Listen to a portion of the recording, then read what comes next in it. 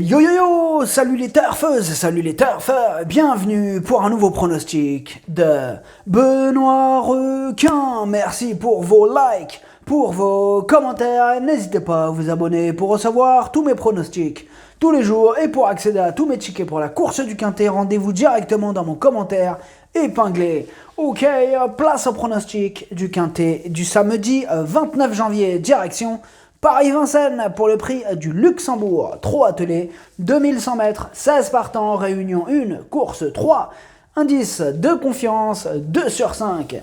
Petit retour sur le Quintet du vendredi 28 juillet. Et il n'y a eu que pour les VIP que j'ai réussi à faire passer un ticket tiercé dans l'ordre ce vendredi. Il a fait 588 € dans l'ordre, le tiercé.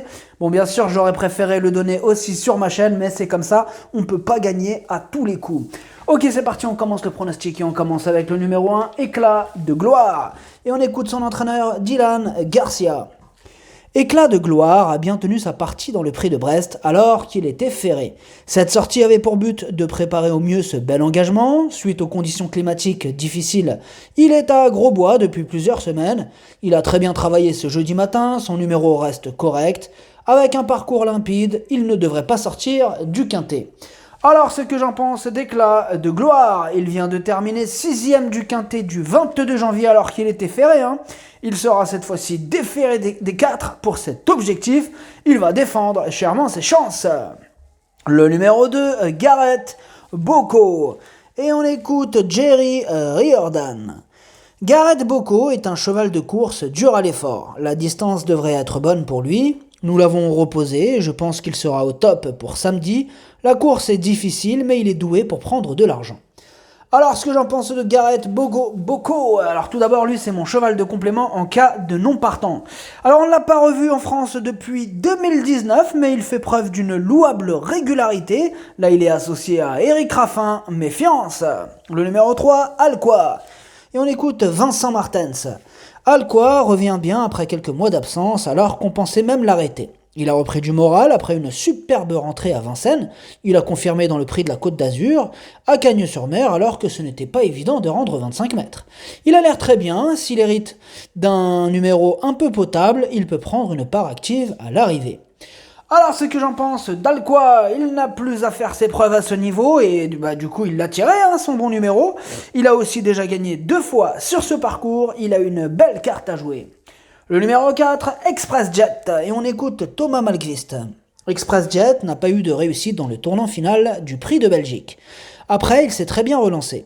Il peut aller très vite sur ce parcours des 2100 mètres qui lui conviennent bien. Physiquement, il est extra, on a un numéro favorable, il est capable de jouer un premier rôle. Alors, ce que j'en pense d'Express Jet, il a le défaut de ne pas toujours répéter ses bonnes sorties, mais il a prouvé sa compétitivité au niveau qui nous intéresse. Il a hérité d'un excellent numéro, il peut faire mal.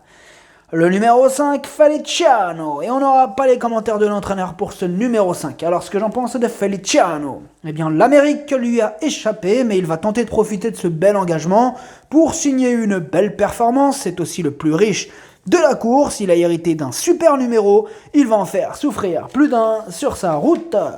Le numéro 6, Élie de Beaufour. Et on écoute Jean-Michel Bazir. Élie de Beaufour a hérité d'un bon numéro derrière l'autostart. Physiquement, il est resté très bien depuis sa belle victoire dans le prix du Forez. En valeur pure, c'est peut-être le meilleur du lot. Il sera à nouveau déféré des 4 pieds, il faudra gérer la première partie de parcours.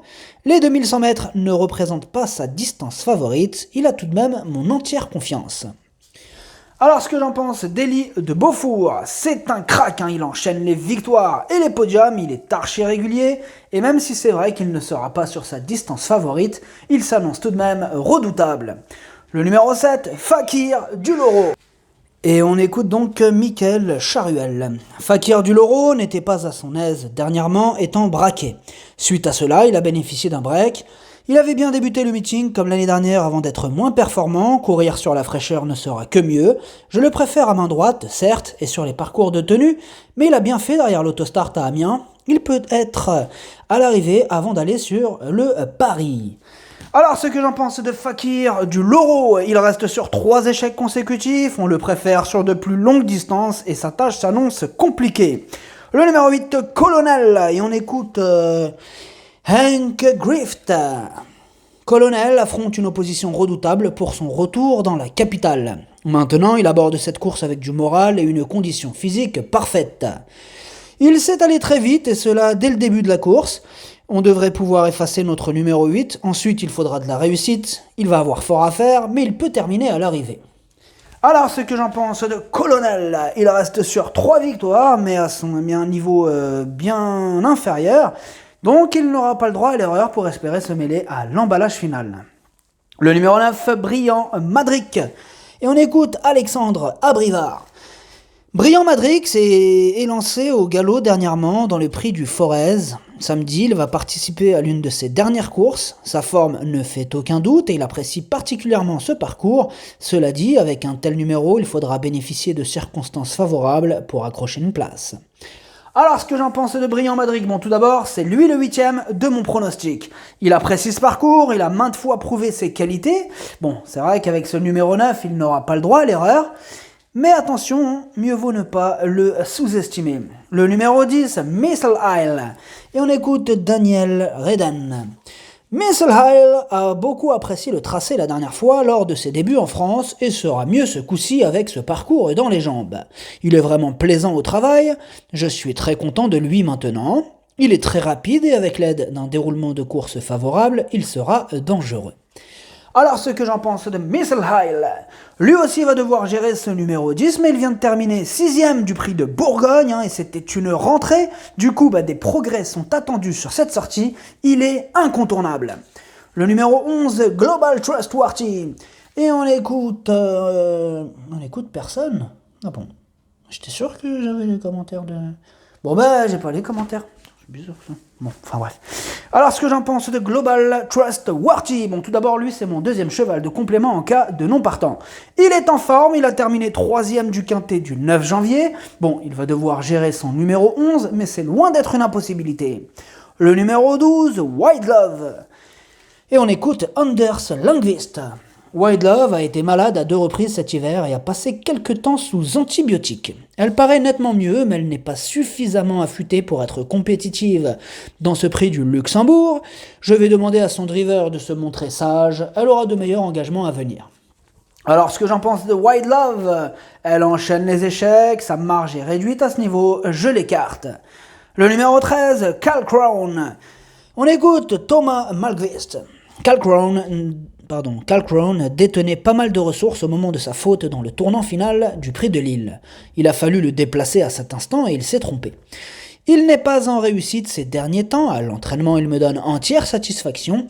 Il faudra de la réussite en seconde ligne, forcément. Cela dit, il est capable de se glisser en fin de combinaison. Alors, ce que j'en pense de Cal Crown, il reste sur 2 échecs consécutifs, là on a surtout besoin qu'il nous rassure. Le numéro 14, Harmony SM. On écoute Mathieu Abrivard. Harmony SM ne s'est pas montré très convaincant depuis son arrivée à l'écurie. Il n'avait pas un très bon programme cet hiver. Il revient sur un parcours à sa convenance et ses derniers exercices le montrent sur la montante. Samedi, l'opposition est relevée, il devra bénéficier d'un déroulement de course favorable pour accrocher une petite place. Alors, ce que j'en pense d'Harmonio SM, la régularité ne fait pas partie de ses principales qualités. En 7 courses, il n'a terminé qu'une seule fois à l'arrivée, tout ou rien. Le numéro 15, Dear Friend, yeah. Dear Friend, ok. On écoute Ronnie Kuiper. Dear Friend a très bien couru dans le prix de Lille disputé sur ce parcours. Elle s'est lancée en première ligne et avait pu rapidement prendre le commandement. Cette fois, avec son numéro 15, elle va devoir subir la course. Il faudra ensuite que tout se passe bien pour accrocher une place.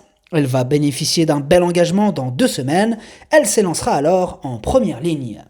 Alors, ce que j'en pense de Dear Friend, elle vient de terminer 2ème du quintet du 9 janvier, elle est en forme et même avec ce numéro, attention à elle.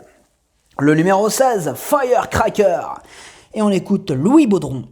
Firecracker a très bien couru dans le prix du Forez et n'a été devancé que par Élite Beaufour. Cette course lui a fait du bien et il est resté au top.